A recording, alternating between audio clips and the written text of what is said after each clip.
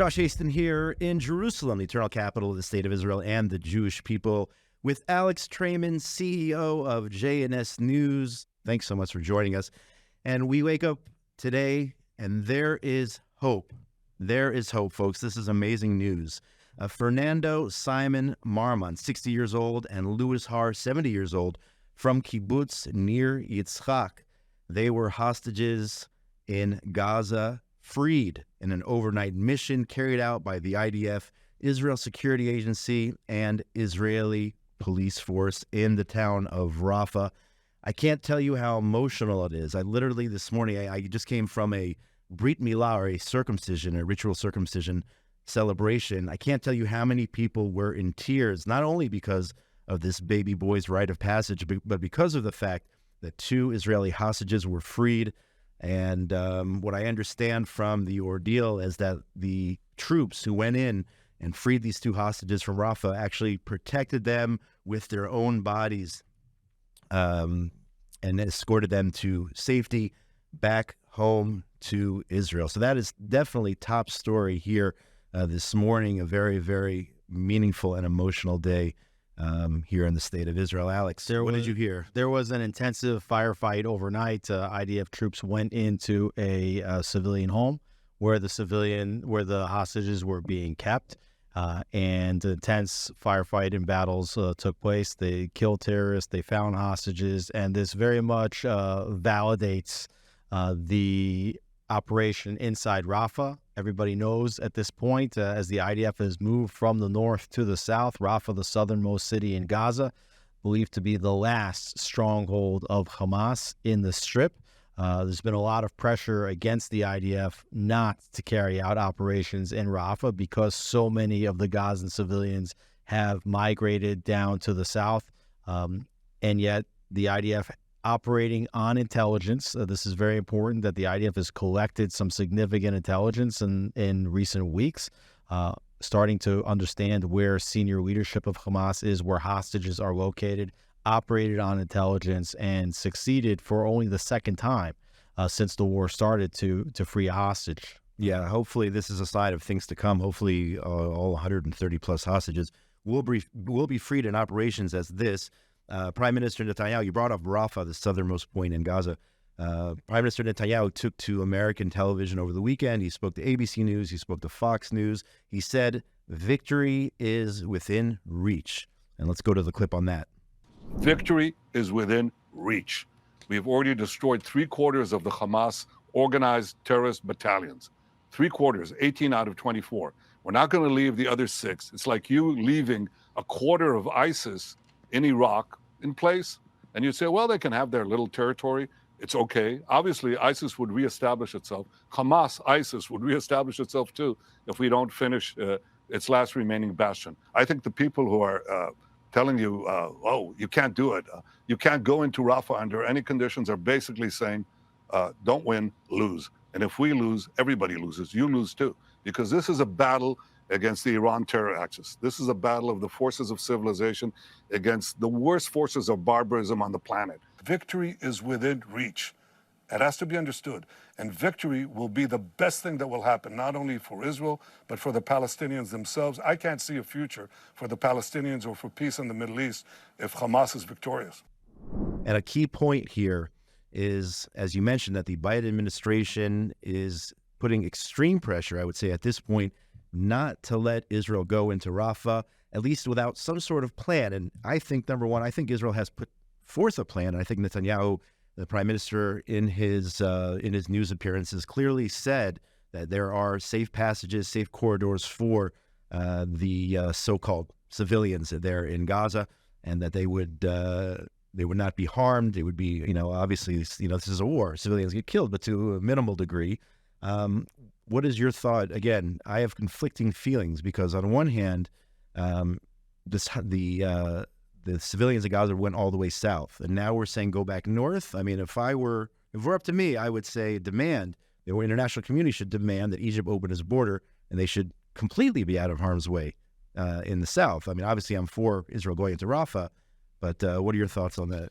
Well, the question of whether Gazans will exit the Strip into Egypt has been an important question since the beginning of the war. Egypt has basically threatened in the last weeks that if that border gets breached, that the peace treaty between Egypt and Israel will be essentially violated. They've threatened to break the long-lasting peace treaty that they've had. The Egyptians have brought tanks to the border, and it doesn't seem as though the international community nor Egypt is going to tolerate Gazans moving into Rafah. And of course, the IDF has pushed Gazan citizens to the south as they've gone through these counter-terror operations to the north. The problem here is that when you create the civilian corridors, so who goes with the civilians? Right. We've heard many reports of Hamas terrorists moving in civilian corridors dressed as civilians. We've heard stories of hostages who were released, of those 110 hostages that Israel got back, that they said that they were dressed up in the hijabs and niqabs and brought down humanitarian corridors as if they were civilians being smuggled. And so the IDF wants to take out these remaining 6 Hamas battalions, as Prime Minister Netanyahu has identified. If you allow safe passage out of Rafah, so who's going to go through that passage? You're going to see also Hamas operatives dressed as civilians just taking the free route out of Rafah, and then they have opportunities to get back down into that tunnel system or hide out in other parts of the Strip. And it forces the IDF to do what it's had to do, which is to go back into places that they've conquered, early on in the battle, and it actually extends the war. So, this mandate that the IDF has to reduce civilian casualties, which it's done better than any other military in the history of modern war, and specifically in urban combat, life is much more difficult when you create those humanitarian passages. And the north and the center areas of the Strip, those are the biggest parts of the Strip. You mentioned the tunnels. Now, why doesn't Israel turn around and say, listen, Egypt, I know we have this peace or cold peace for many, many years now. Why doesn't Israel say, Egypt, you knew about the Hamas tunnels. There's no way Hamas could have, built these tunnels from Egypt to provide weapons, to bring weapons into Gaza. Why doesn't Israel say, stop threatening us, Egypt? You sat there for years and years and years as Hamas built up their military capability. They smuggled in weapons from Egypt. Don't threaten us so quickly. Well, certainly Israel could be calling Egypt's bluff on this. Egypt also saying that if Israel takes over this, what's called the Philadelphia corridor, which is basically the Gazan side of the border with Egypt, and they want to be there specifically to prevent any kind of smuggling across that border. That Egypt has also threatened that if Israel operates in that Philadelphia corridor, that would be the end of the peace treaty as well. Israel has to call Egypt's bluff. With regard to them allowing Gazans, refugees, to come into their territory, the international community should have a lot of leverage. The United States should have a lot of leverage over Egypt. Even Israel should have a lot of leverage over Egypt, and to provide them the incentives that are necessary to allow those that want to flee the war zone to do so. It should be considered a basic human right to allow Gazans that want to flee the war zone the opportunity to do so. The fact that the international community refuses, and Egypt refuses, and Jordan refuses, and all of these supposedly pro-Palestinian countries around the world refuse to take even a singular Gazan refugee, I think speaks volumes about how much they actually care about Palestinians and their fate. They're using them as tools against the state of Israel, and they actually want to see, as Hamas does, as many civilian casualties as possible in order to bolster these claims of genocide against Israel, which are completely ridiculous. A couple of things. You mentioned the Philadelphia corridor. It should be noted that until 2005, Israel did control the Philadelphia corridor. We had a but we had very imperfect. Yeah, I shouldn't use the word perfect. We had peace with Egypt. That for 30 years or so, more or less, Israel was in control of the Philadelphia corridor. So now they're saying if Israel goes back to the Philadelphia corridor, they're going to break the peace between the two countries. I think one of the things that we're seeing, and this is very important to understand, is that the United States is imposing terms on other countries. And a lot of what you're hearing out of countries like Saudi Arabia right now, stating that there won't be normalization unless there's a clear path toward Palestinian statehood. These are American demands, not Saudi demands. And it could be the same thing with regards to Egypt, where America is telling Egypt, no, we don't want Israel on the Philadelphia corridor. And we're asking you, Egypt, who's also an ally of the United States, to make that demand on Israel. And those demands, we did not see them under the last U.S. administration, which validates what you just said in terms of where the actual pressure is coming from. And I want to talk about President Biden and Secretary of State Blinken. I mean, they've been all over the news here in Israel over the last several days. You mentioned pressuring other countries. I don't know if they mentioned Israel by name here, but President Biden issued a memorandum just the other day requiring allies who receive military aid from the U.S. to provide credible, reliable, written assurances of their adherence to international law and providing humanitarian aid and whatnot. I mean, obviously, Israel's front and center when it comes to those comments. He's obviously directing them at us right now. So that's the first thing that Biden said. And then he also said that Israel's conduct in Gaza has been over the top. And then there were things, oh, no, he didn't mean that. He meant something else, just like, unfortunately, the president right now confused Egypt with Mexico, calling President al-Sisi the head of Mexico. So we saw that he's not all there. Definitely not all there's there. A lot of different things here that you've unraveled. I mean, first we saw, Itamar Ben-Gvir had to apologize because his son tweeted last week that Biden is undergoing cognitive decline. Meanwhile, there's some kind of investigation going on in the United States regarding whether or not President Biden is undergoing cognitive decline. And as you mentioned, he called Egypt Mexico. Okay, I don't want to get so much into that, but with regard to him calling the operation in Gaza over the top, it doesn't seem that was a slip of cognitive issue. It does seem that there's a lot of pressure and there's a lot of people inside the Biden administration, whether or not that includes Biden, that do hold Israel responsible for what it's doing in the Gaza Strip and don't hold Hamas responsible. They wanted to see a tit-for-tat retaliation. They don't understand that for Israel, that October 7th was a complete paradigm-shifting moment and that there's no tit-for-tat. You carry out on October 7th, there's no second day. There's no second life. And so Israel's been going towards what Netanyahu is now finally calling absolute victory, total victory. This was an ambiguous message that Netanyahu was giving for many, many weeks. And now he's become a lot more clear-cut, saying that Israel's going all the way. Now, you had people in Israel, including General Eisenkot, who sits on the war cabinet, saying that these two goals of eliminating Hamas and recovering the hostages are incompatible goals. And that is why also you've heard the CIA and others in State Department and the Biden administration saying that Israel's goals are not possible of being reached, and therefore they're just carrying out collective punishment, but there's no way that they can accomplish their goals. Netanyahu is clearly stating, and I think that this operation last night with the freeing of these two hostages demonstrates that, no, Israel is going according to intelligence. They are going very strategically and efficiently through Gaza. They are taking out Hamas battalions. They are locating the senior leadership of Hamas, and they're trying to locate hostages. And Netanyahu has stated that it's only going to be this significant military pressure that allows for another negotiation for the release of the final hostages. If such a negotiation is possible, it's only going to come through military force.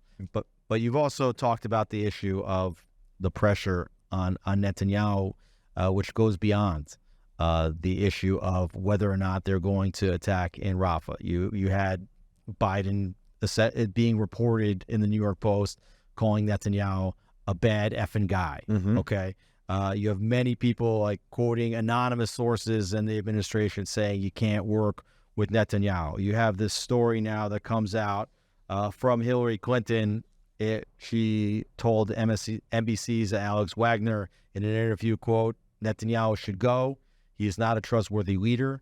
It was on his watch that the attack happened, meaning October 7th. He needs to go. And if he's an obstacle to a ceasefire, if he's an obstacle to exploring what's to be done the day after, he absolutely needs to go. I mean, this is not ambiguous. No, it's clear what they're talking about. This is not cognitive decline over here. They're saying they're fed up with Netanyahu. Now, they were fed up with Netanyahu before. I think it's very important to go back in history, go back before October 7th, go back before judicial reforms in the summer.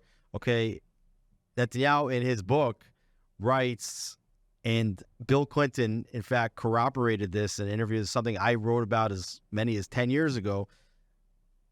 Bill Clinton tried to get Netanyahu out of office in 1999 and actually succeeded in getting him out of office. The State Department in 2015, for example, under Obama, actually gave funds to an organization called V15, which was specifically aimed at overthrowing Netanyahu and replacing him with Bushi Herzog, who's now Israel's president. At that time, he was the head of the Labor Party. This is a common theme in Netanyahu's tenure, is that Democratic administrations, one by one, have always tried to get Netanyahu out of the way. Now, a big part of that is because Netanyahu has stood in the way of the creation of a Palestinian state. Now, Israelis have always been worried that if there would be a Palestinian state, what would it turn into? It would turn into what's going on in Gaza. Hamas would take over. It would become a haven for terror, as we saw on October 7th. And now, after October 7th, the Biden administration, Blinken, and others have just said repeatedly that they think that the natural outcome of what happened on October 7th needs to be a Palestinian state. And the State Department, David Cameron, both stating that they're looking at a path towards a recognition of Palestinian statehood, even without the Palestinians or the Israelis agreeing to that. It's just not logical. I mean, you saw, what happened on October 7th, with no doubt a direct correlation between Israel turning over territory to the PA, which ended up falling into the hands of Hamas. And if you followed, the war from October 7th till now, if you, let's say, even on Twitter, X, what it's called now, you saw that the fringe, the woke, the squad, if you will, in the United States and Congress and whatnot, they were the ones who were, from the beginning, taking Israel to task, taking Netanyahu to task. But now it's the actual administration. Yeah, Hillary Clinton, I remember, sending out tweets in support of Israel at the very beginning, and now she's joining this choir here, blasting Israel, blasting Netanyahu. I want to talk about what Blinken said. I mean, I think this could be one of the worst. I mean, we mentioned Biden saying that Israel's response is over the top. Blinken on Wednesday in Tel Aviv, he was here in Israel. The obsession with Israel continues. He visited for the fifth time, I think the fifth time. He said that Israel cannot use the October 7th attack as, quote, a license to dehumanize others, which I think is, the worst rebuke of Israel, essentially saying that Hamas was justified in what they did. They obviously had a reason for doing it. Israel's on the same level as Hamas. You can't just, take this massacre and say, now you have the right to go in and do what you need to do. There have to be limits. Don't go into Rafah, all these other things. A license to dehumanize others. Yeah, I mean, we should play that clip of Blinken. You can listen to it here. Israelis were dehumanized in the most horrific way on October 7th. The hostages have been dehumanized every day since. But that cannot be a license to dehumanize others. And you hear Blinken saying, yes, Hamas dehumanized Israel on October 7th. And yes, Hamas is dehumanizing the hostages that it's holding inside the Gaza Strip, but Israel does not get a license to dehumanize others. As if anytime there's a but, Alex, anytime there's a but, that's it. We support Israel's right to defend, but anytime there's a but, and you see this all over from UN officials, US officials, EU officials, all over the place. Anytime they throw a but, automatically what they said before is discredited, in my opinion. It seems very clear that the United States international community has given Israel a license to fight, but they don't want to give Israel a license to win. Yeah. It seems that the United States is comfortable with Hamas remaining in some way inside the Gaza Strip. They say that Hamas is an idea. It's not a terror organization. So then what was the point? I mean, really, that's what they're saying. They're turning around and saying that there was no point. And yes, you had a right to go in there and establish some order and try to recreate deterrence. But the idea of taking out Hamas, specifically because Hamas hides out in civilian areas, because it uses civilians as human shields, because they operate inside of apartments and hospitals and mosques and schools and UNRWA buildings, that's exactly the reason why you can't take them out, because they're giving Hamas a license to dehumanize their own citizens,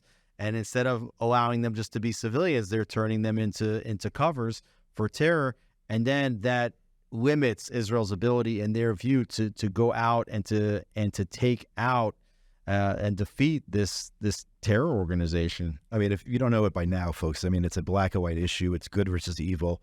And if you're not on the side of Israel in this, you are supporting evil. If you add that but to any quote and to any sentence, you are supporting Hamas. You are supporting evil. So let's be crystal clear. But I think that this operation inside Rafah, and you had Biden telling Netanyahu not to press into Rafah without a plan, and Netanyahu has basically said, we're at war, and we also understand that we don't have an open timetable. That the pressure continues to mount on Israel. But Netanyahu says, I'm going to stand up to the pressure, and we're going to keep pressing on with the operation. And not only are they continuing to take out Hamas leaders and uncover more and more tunnels and more weapons and degrade Hamas's ability to fire rockets at civilian population centers in Israel, but they're also coming up with, for the first time in many, many weeks, hostages. And that is something that, I think really demonstrates the wisdom of Netanyahu, the backbone of Netanyahu to stand up to this pressure. And it's immense pressure. I don't think anybody in the world can really understand the type of pressure that Benjamin Netanyahu is under domestically, internationally, and also knowing that his legacy as a prime minister is on the line if he does not deliver major military success in this battle against Hamas and possibly also against Hezbollah and Iran before this war is over. Let's hope he stands firm, and with all this pressure coming from all over the world. And here locally, as you said. Last week, we talked about the fact that the U.S. government sanctioned 4 residents of Judea and Samaria, technically 3 residents of Judea and Samaria, a 4th resident, all accused of so-called settler violence. We brought up that case. Now, again, the U.S. going after 4 specific individuals, but if you read what was written there in the document, Khan News reported just over the last 24 hours or so that the U.S. government perhaps is going to sanction not only those 4 guys, but IDF soldiers in Judea and Samaria. And this is according to an internal report at the Foreign Ministry, that it is possible that the U.S. could turn around and using that executive order, that EO, it could say, no, we're not only going after these 4 guys. We're going to start investigating IDF soldiers who are operating in Judea and Samaria. Perhaps it could lead to investigating civilians, Israelis who live in Judea and Samaria also, or really anyone who supports life in Judea and Samaria. Who knows where this could lead? I mean, it's a Pandoras box what they did by issuing this executive order. It's a very, very slippery slope right now. It's so important to understand that the 4 individuals in Judea and Samaria that were sanctioned and they had their accounts frozen in Israeli banks, they have never been convicted of crimes in Israel. So the question is, how's the United States figuring out who they want to sanction, okay, and which organizations that are funded by the New Israel Fund and probably get funding from the network of George Soros and others are doing investigations. They're passing information on to organizations like J Street, who are then lobbying inside the State Department and providing them lists of people that they think that the United States should sanction. Now, because the banks here in Israel operate on the international banking system, on SWIFT, they are nervous that if they don't abide by the U.S. sanctions regime, that they could be shut off as banks and not be able to conduct international transactions. So they're in a very difficult spot. And you have a situation now where now the law of the land is no longer the law of the land. That arbitrary executive order, which is not legislation in the United States, where one man can sign into law something basically determining the rights of Israeli citizens who have never been convicted to conduct financial transactions in their home country. It's not that they're saying, these 4 people can't come into the United States, right? They're basically forcing Israeli banks to shut off their bank accounts. And as you said, this is slippery slope, because if they can do this to people that have not been convicted of crimes in any court, there's no stopping that, right? And you see here that the United States wants there to be a Palestinian state. They've said it explicitly over and over again. They believe that Jewish settlement, quote unquote, which is basically suburban living inside Judea and Samaria, which are the biblical provinces where every story in the Torah takes place, that this is the obstacle to peace in the entire Middle East and maybe in the entire world. And therefore, that anybody that supports this Anybody that operates against Palestinian terrorists, whether that is outside of the military, like they're accusing these 4 citizens, or even the military. If the international community, if the United Nations can turn around and say that Israel is carrying out human rights violations, which is arbitrary and biased, then the United States can turn off the ability to fund these organizations, these individuals. It's a very, very dangerous situation, and it's not clear how Israel can fight back against that. So maybe this is a shameless plug, but I actually wrote about the issue of the banks on JNS.org this past week after speaking to a senior banking official in the private sector who essentially said what you said, that if people are sanctioned by the U.S. government, then the banks here, they're not playing around, that they are going to give in, that they are going to go along with those sanctions. They're not going to take a risk, that they are going to also be blacklisted. And again, how we started this conversation, again, we're not just talking about those 4 people, but it could lead to that slippery slope where more and more people are being studied, put under the microscope of the U.S. for simply supporting Judea and Samaria. I don't know, are you very active on X, Twitter these days? Somewhat active on X. So one of the hashtags which has been trending for a while now is hashtag UNRWA is Hamas. And we have more proof now that UNRWA is, in fact, Hamas. Again, that's the UN Relief Workers Agency that's supposed to be helping so-called Arab refugees, which hasn't, to the best of my knowledge, resettled one single refugee over the past 76 years. Instead, is holding them in perpetual limbo as serving refugee status, keeping them as pawns against the state of Israel. But we saw from the IDF that a Hamas data center has been found underneath the Gaza headquarters of UNRWA, replete with servers, electricity, a backup power station, and living quarters for terrorists. I mean, and then UNRWA claimed they didn't know anything about it. It was literally right under their noses, right under their head facility there in Gaza. In other words, Hamas terrorists were walking around daily, going in and out of this facility, which is right under their building, and UNRWA claims they know nothing. It is obviously true, and we know we have proof that UNRWA, as we said last week, UNRWA individuals were involved in the October 7th massacre. I also wanted to mention earlier, I didn't get a chance to, an Al Jazeera journalist now, by the way. He's not really a journalist. He claims to be a journalist. He's actually a Hamas commander of the so-called Nun-Ted, I think, what's it called, the Cornet missiles, those really deadly missiles. He's a commander in that division of Hamas, Al Jazeera journalist by day and Hamas military commander by night. But again, back to UNRWA, more and more proof that, in fact, hashtag UNRWA is Hamas. Yeah, UNRWA is the worst perpetuator of this ongoing refugee status. They don't want there to be a solution to this. They even confer the refugee status onto 2nd, 3rd, and now 4th generation, great-grandchildren of refugees who living in the same country that they supposedly got kicked out of, just continue to be refugees living in specific slum cities that are called refugee camps. And are specifically not invested in because they want to keep them in slums and refugee camps that they want to have. This could be solved in a minute.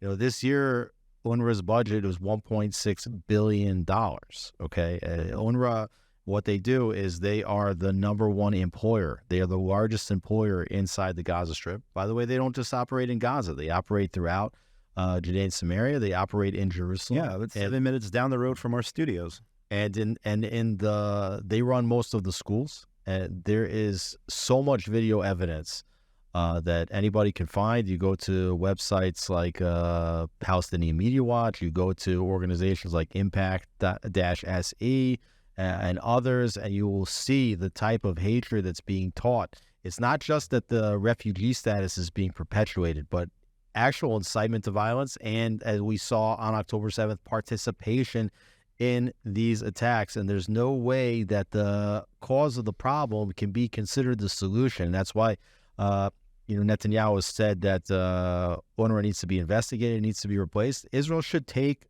actions to expel UNRWA from the country. When is Israel going to understand that this battle is not just taking place on the military front. Okay, there are other fronts of this battle. UNRWA is Hamas. If UNRWA is Hamas and you're saying that you're going to take Hamas out, that means you have to take UNRWA out. You have to expel them from the country. If Hamas is Al Jazeera, if Al Jazeera is, if their journalists are participating, it's not just Al Jazeera journalists. We also have proof of CNN journalists and Reuters photographers and others that participated in an October 7th attack. If Hamas is the journalists, in the very beginning of the war, there was talk about shuttering Al Jazeera in Israel. How come that hasn't happened? So actually, right before the show, it's been raised again that Israel is considering shutting down Al Jazeera broadcasting because obviously they are not bringing the truth to their listeners. They're bringing, at least this journalist, and I would assume others, Hamas propaganda to the world. I think that the other important point here is that the Palestinian Authority itself is not much different than Hamas. They're continuing to incite towards terror, and they finance terror.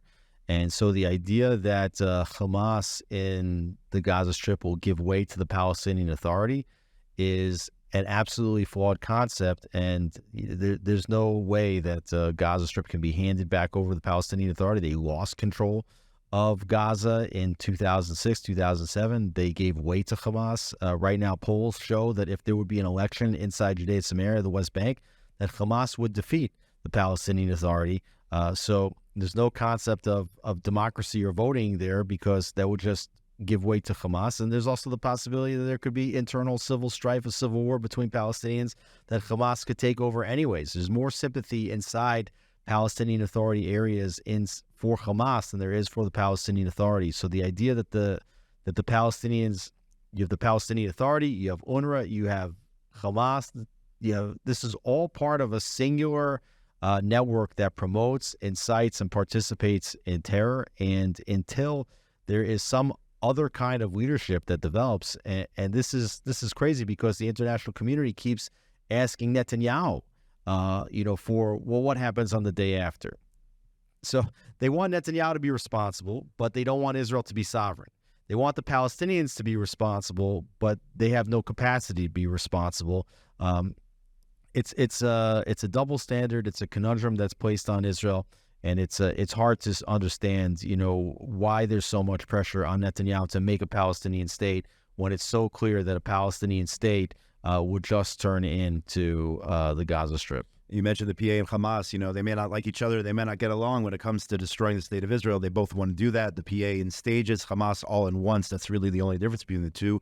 Last night, there were two terrorist stabbing attempts, one in Jerusalem and one in Gush Etzion. And the one in Gush Etzion, I'm not sure who took responsibility for the one in Jerusalem. Maybe the one in Gush Etzion, it was the so-called Al-Aqsa Martyrs Brigade, which is a terrorist offshoot, and Fatah is a terrorist organization also, but an offshoot of Fatah, which is essentially, a branch of the Palestinian Authority. So the PA also cannot be trusted in terms of bringing peace to this area. Not much different than Hamas. Let's get on to one other topic here before we go. Israel's credit rating. And I'm not too familiar with economics, and maybe this is a subject you could handle, but I think it's very, very important. JNS, citing Globes, reported this week that this could be a major blow to Israel's economy. You'll have to explain this to me. The international ratings agency called Moody's has lowered Israel's credit rating from A1 to A2 due to the effects of the war. What does this mean for Israel? Is this a big deal? Is this something we can brush aside? I saw some politicians were saying, don't worry about it. It's not a big deal. Our economy's fine. What does this Moody's decrease in ranking from A1 to A2 practically mean for the state of Israel? Well, Moody's basically citing the war and saying that the war is taking a toll on the Israeli economy, and therefore, the economy is weakened. And the war is certainly expensive. It does not hit at any of the foundations of the Israeli economy. The foundations of this economy are strong. They're among the strongest in the world. Now, talk of downgrading in ratings was not sudden. Okay, during the summer when Israel had these massive judicial reform protests, part of what the anti-reform protesters did was lobby credit agencies to threaten to lower Israel's credit rating in the world. And they had already changed the outlook on Israel from positive to stable and threatened further actions. And they waited for this moment when Israel can't do anything about it to turn around and to lower the credit rating. But we haven't seen a massive impact on the shekel in the days since they've done it. Again, I think that this is political, and Smotrich, who's Israel's finance minister, has said that this is political. Again, this threats came before the war even started. You would think that if Israel actually succeeded in taking out Hamas, that this would strengthen Israel's financial and economic outlook, because if they eliminate Hamas's ability to create these security flare-ups, as they've done almost every year for the past many years, that would create greater stability in Israel. So there is a hope that Israel will be able to recover. I think that the smartest investors in the world understand that the Israeli economy is innovative and strong.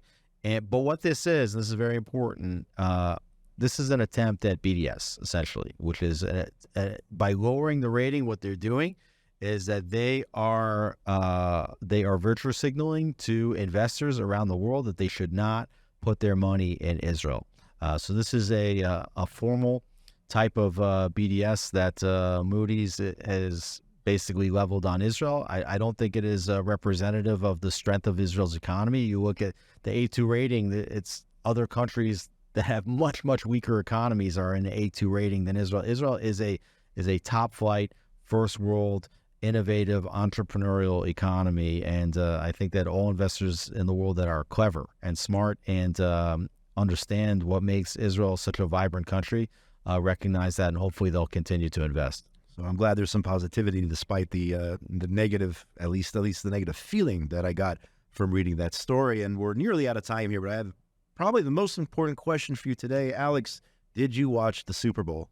It started at 1:30 a.m. our time. Did you watch the Super Bowl, Alex? I know you did. I didn't watch the Super Bowl yet. It's one of those things when you move to Israel, you get a little bit disconnected. I do like watching football. I hope I'll be able to watch maybe a condensed version of the game a little bit later. I heard it was a great game. I'm looking forward to seeing that. Yeah, I did not watch the Super Bowl. I think for the first time in Super Bowl Live. I think it was the first time in 20 years. I was just too tired, and I wanted to come in, kind of fresh to record the show here today. So I figured I wouldn't be if I stayed up all night. But my main reason for asking you that is that there were two different campaigns going on, two different ads which appeared, or series of ads which appeared during the big game. Number one, the Robert Kraft's Foundation to Combat Anti-Semitism, FCAS, took out some ads. Robert Kraft, who's the owner of the Patriots, and huge supporter of Israel, and not only football in Israel, but many things in Israel. He's built football fields here in Jerusalem. Provided many jobs to people in Israel through his companies. So he is an icon here. He had one campaign, and there was another campaign run by the Israeli government, I believe. And again, these are $7 million commercials for 30 seconds. That's the price. I think tied with last year's Super Bowl, but making it the two most expensive 30 seconds you can buy for your money on television. Yeah, JNS can't afford commercials. No, not yet. We'll get there one day. So again, Robert Kraft taking out ads to combat anti-Semitism. 1 in 4 Americans apparently have experienced anti-Semitism over the last, I don't know if it's a year or several years. And at the same time, the Israeli government took out ads trying to raise awareness, if you will, about the hostages in Gaza. Did you get it? At least you didn't see the game yet, and I also hoping to watch it later on today. But did you see clips of those ads and your thoughts on those ads? I think the question is, are these ads going to raise awareness about anti-Semitism in a way that wakes people up and realizes that anti-Semitism is harmful? Or does shining the magnifying glass on anti-Semitism actually magnify anti-Semitism? What do you think about it? Are haters around the world, or in the United States watching these ads and laughing? Are they thinking like, oh, anti-Semitism's on the rise? That's great. Let's get on the bandwagon. And the question is are Super Bowl ads the right way of combating anti-Semitism? I think when you talk about the cost of those ads, if you think about how much money has been thrown at organizations that are supposed to counter anti-Semitism, chief among them probably the Anti-Defamation League, which has budgets in the $100 million a year range, and so many other organizations that are out there with the goal, the mission of countering anti-Semitism, it doesn't necessarily seem that throwing money at the problem of anti-Semitism is being effective to combat anti-Semitism. So that's just a question that I have. To me, like when I watch in the Super Bowl, I want to see an ad for a technology company or a beer or something like Doritos. that. Yeah, Doritos, Pizza Hut. I'm not sure that that's the right forum for countering anti-Semitism. And I would say that, for 30 seconds of fleeting attention, if JNS would have an additional $7 million, that would help us to hire many, many more people to be constantly outing the anti-Semites and to be highlighting the good initiatives and to be doing a lot of work that I think would probably be much more effective at combating anti-Semitism than 2 30-second ads. They certainly got the eyeballs. I didn't see the stats on how many people watched the game last night, but they definitely got the eyeballs, at least that.